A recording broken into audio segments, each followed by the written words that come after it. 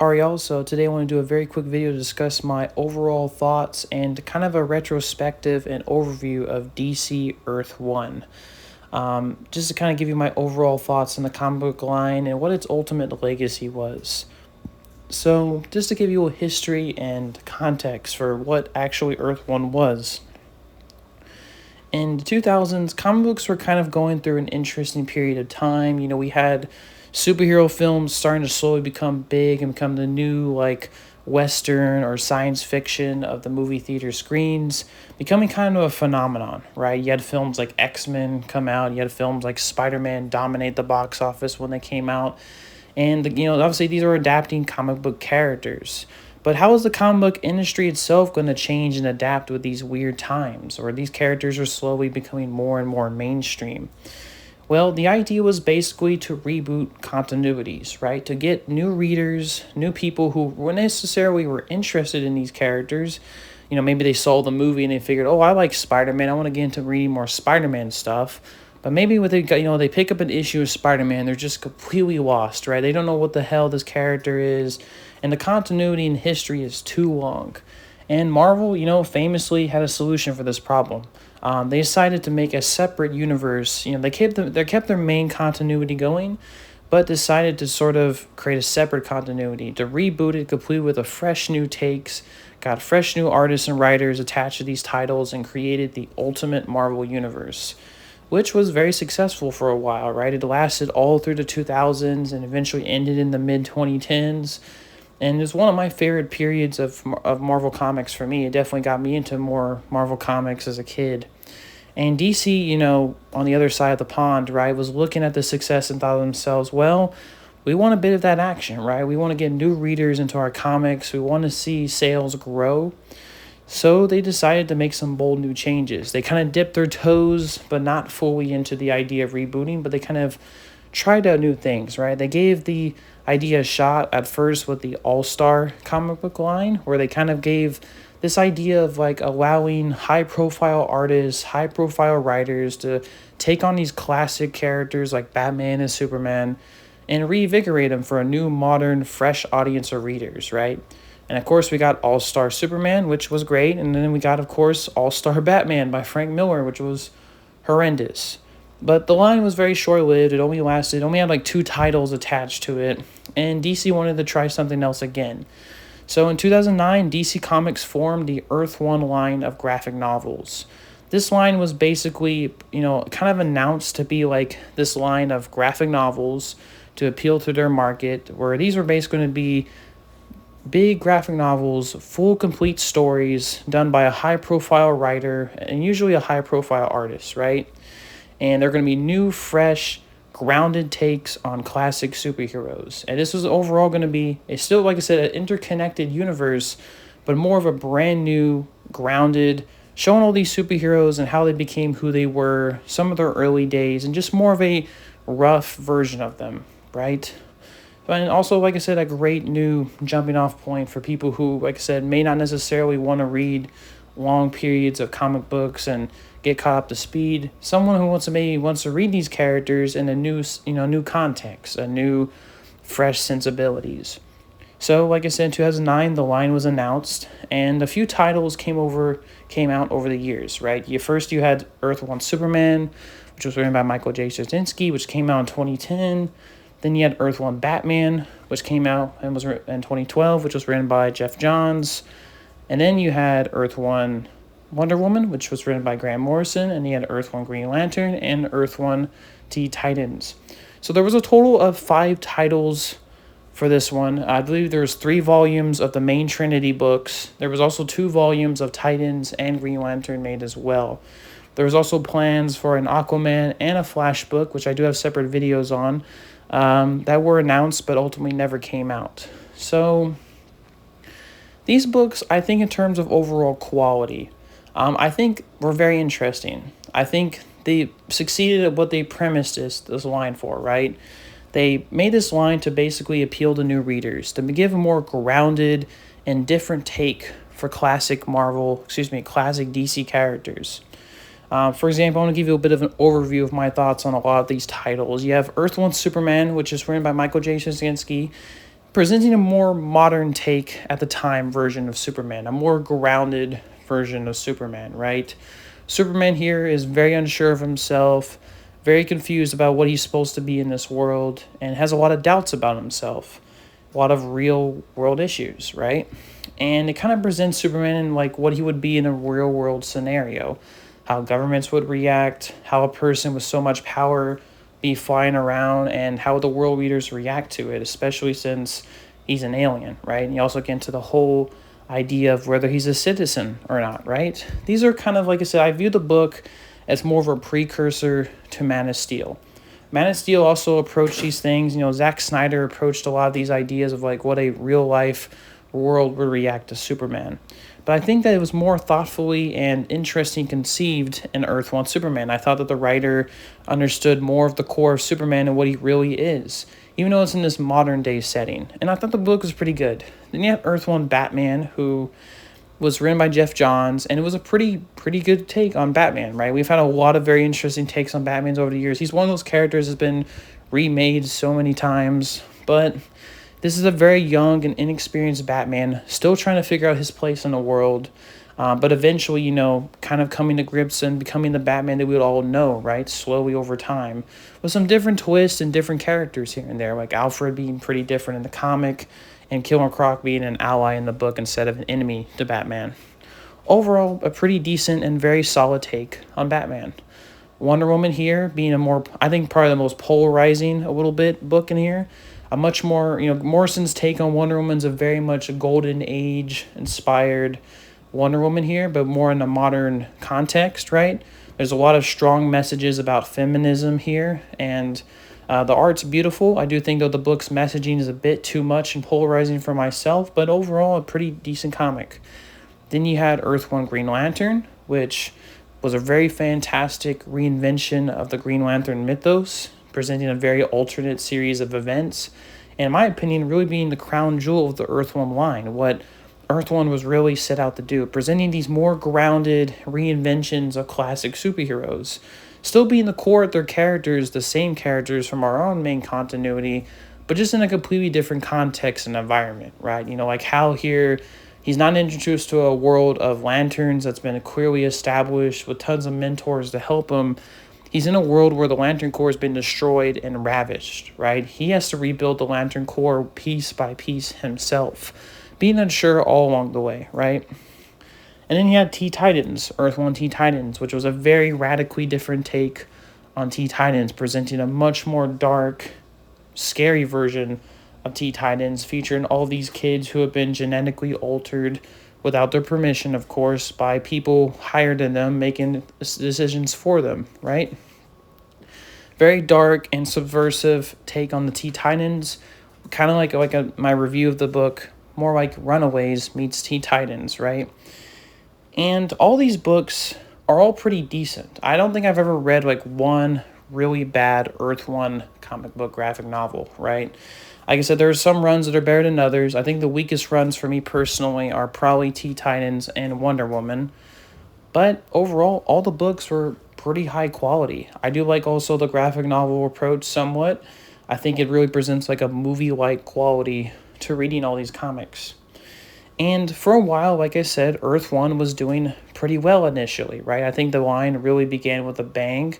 Earth 1 Superman was very successful when it came out.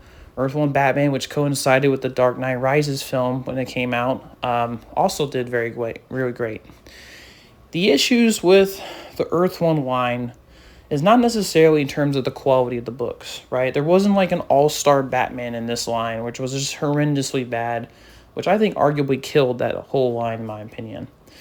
The reason why this comic book line, in my opinion, as far as I know, got canceled or really just fell out of favor is mainly just due to the fact that this comic book line was very much really just out of step, right? This comic book line never really released its full potential. You know, when you compare this to like something like the Ultimate Marvel Universe, the Ultimate Marvel Universe was similar. They released brand new titles, fresh new reinventions of classic superheroes. They released, you know, Ultimate X-Men and Ultimate Spider-Man. But the difference between this comic and Earth 1 is that they released them as monthly issues. So there was a consistent reader base reading those issues. They also fully expanded the Ultimate Marvel Universe over time in the coinciding years, right? They released Ultimate X-Men. They would eventually release the Ultimates, that world's version of the Avengers. They'll also release tons of crossovers in between. Like, I think they had an Ultimate X-Men and Ultimates crossover. I know they had like a Wolverine and Spider-Man crossover at some point. And of course, they would also do these big crossover events here and there, right? Like I think they had was it Ultimate? They had Ultimatum. They had Ultimates 2. I think they had one story with like Galactus, in that comic book run. So that line was fully explored, and there was consistent releases every year, right? Now, like I said, I wouldn't say that all the comic book lines in that Ultimate Universe was consistent, but each year had a new title get released. That wasn't the case with Earth One. The biggest problem with Earth One, in my opinion, in its approach, was the reason that they released graphic novels. While I appreciate graphic novels, I think they're really cool as a format and a medium, I think they work better after the fact, right? When the comic book line and all the issues have been released, DC then can just compile everything together into a volume for us to basically be easier to read the stories as a complete package. In my opinion, though, it doesn't really exactly work if you just release them as graphic novels. I think Earth 1, in my opinion, should have been released as issues. I think if these comic book lines were released as issues, the artists and writers would have been able to not only consistently release new content to people who are interested in the Earth 1 universe, but also keep the fan base engaged, right? Sure, maybe the quality would have slightly gone down in the Earth 1 imprint, but honestly, I think it was a sacrifice that's worth doing because worth giving, just because, like I said, it keeps the reader base engaged. You have a world where people read comics on a dime and just go, right? It's like come and go, especially with comic books these days. You got to keep readers engaged. And the fact, too, that there was multiple delays in the releases of all these books was another huge factor to why the Earth 1 line really collapsed, right? You had Earth 1 Superman, for example. The first book came out in 2010. The second book came out in 2012. And the third book came out in 2015. That's a good 2 to 3 year gap between volumes. And in my opinion, that's just completely unacceptable, right? You have something like Ultimate Spider-Man, for example. That book was able to consistently release issues and continue the story going for a good while on monthly issues to keep the readers engaged. And like I said, they compiled it after the fact. Earth 1 had multiple delays with its books and multiple years between releases. And I think, in my opinion, especially in a world like comic books, it's not necessarily like films where films need years and breaks to come out because making a film is a lot harder than making a comic book, let's just be honest here. Films require VFX, they require casting, they require budgets, they require sets. Especially if you're doing animation, you need like an animation studio. That all takes time and money.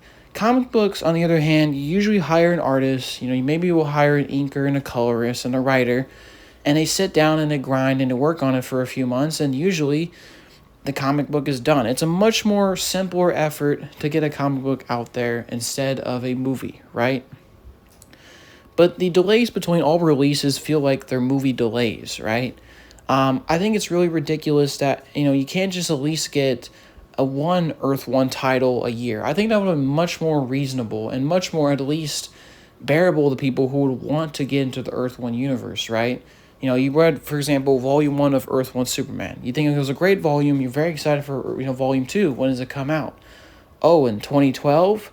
Well, by then I would have released, I probably would have read tons of other comic books by then, right? And I would have just not been interested in that title anymore. So I think the release strategy for these books was completely wrong. DC kind of went about it as, well, we were getting all these high-profile artists and writers, and they'll just give us the books when they want to give it to us, and we'll just release them. And that was wrong. I think they should have really told these writers and these artists to really sit down and work on this line and get it out to the public because, especially in a world as the comic book industry is, you really got to keep readers engaged. I think it was a huge mistake for them to constantly delay releases and have multiple year gaps.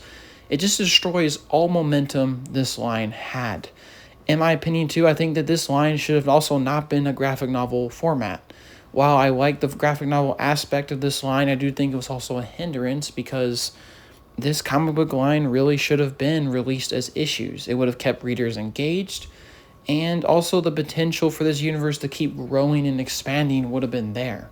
I could totally see a world where maybe Earth 1 Superman and Earth 1 Batman would be released as monthly issues, and as the momentum would keep going, we could have led to things like DC could have exploited this line into a full-fledged universe like the Ultimate Universe was, and create, Earth 1 Justice League, create a massive crossover event, and eventually expand to other titles like Earth 1 Flash and Earth 1 Aquaman naturally, right?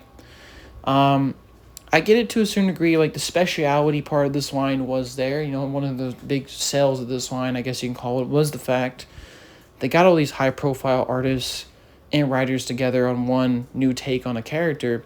And that's all good and stuff, but like I said, especially in a world, especially like the comic book industry, there multiple delays between releases are unacceptable, right? Especially as big of a corporation as DC, they really should have mandated for at least one volume a year for the respective titles to keep readers engaged, to keep the momentum of this line growing, and just in general, keep the line alive. And like I said, all these delays and multiple year gaps between releases, I think overall just is one of the contributing, if not the main factor, on why this line collapsed, right? It got so bad, especially with like things like Earth 1 Batman, where the second volume came out in 2015 and the third one came out in 2021. When you're talking about 6 years of waiting, absolutely ridiculous, especially as big of a company as DC, right?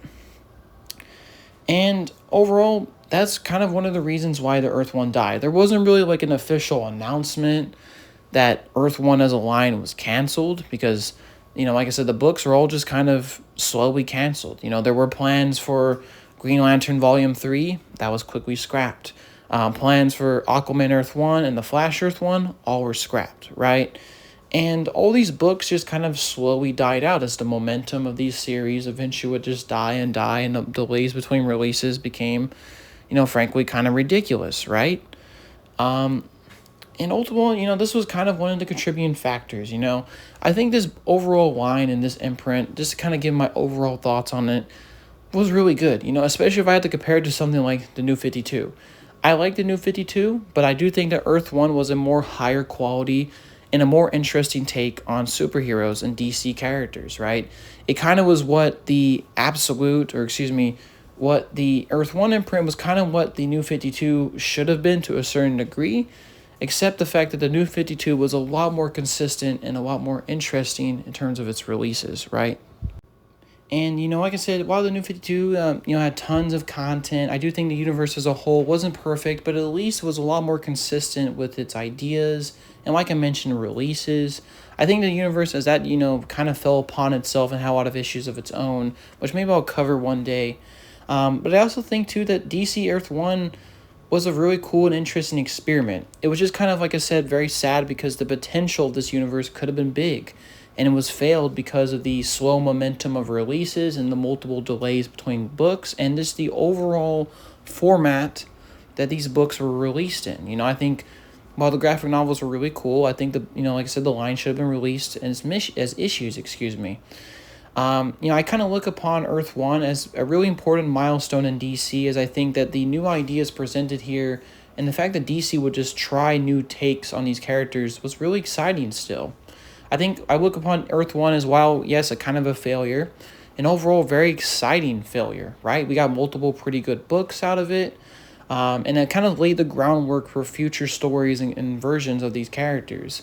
Like, for example, I personally think the new ongoing DC Absolute Universe, which is my opinion what really should have been the Earth 1 and New 52 titles combined, or that universe, as far as I'm recording this, as far as I am recording this video, presents new and fresh takes on DC characters, but being a lot more consistent, right? Releasing them in monthly issues, keeping enough time between releases to keep people engaged in all these separate titles going on, but also being radically different from the mainstream DC continuity and their versions of the characters, but also keeping the core of the character's identity alive and also the momentum of the line to keep growing. So I kind of view it as like Earth 1 and New 52, kind of a culmination of ideas and inspirations into the absolute universe, which maybe I'll cover eventually down the line. But to kind of give you my overall quick opinions and thoughts on the DC Earth 1 line, very exciting line. I kind of view it as a very, what's it called? A very exciting failure, right? A great failure, so to speak. A line that featured really great and interesting takes on characters, reinvigorated tons of these classic characters for a new audience, and I'm not sure people would even tried to read comic books before. I think Earth 1 Superman was pretty solid. I think Batman was solid, Green Lantern was solid, and even really solid ideas came out of Teen Titans and Wonder Woman. And overall, I think that it presented a very interesting and cool milestone in DC Comics. But ultimately, as an imprint, as a line, it was, like I said, a kind of a failure. The books were never released consistently. The format of the books was incorrect, in my opinion. Like I said, I think it should have been released as monthly issues. And overall, the universe could have been a lot bigger and more expansive than it actually was. But, I do view the books that we did get, and for the time and the books and the ideas that were generated from the Earth 1 imprint, I think are worthwhile to talk about. I view, like I said, DC Earth 1 as an exciting failure. And yeah, that's kind of my overall, to wrap it up. This is my overall thoughts and a little bit of a retrospective on DC Earth 1 imprint. All right, peace, y'all.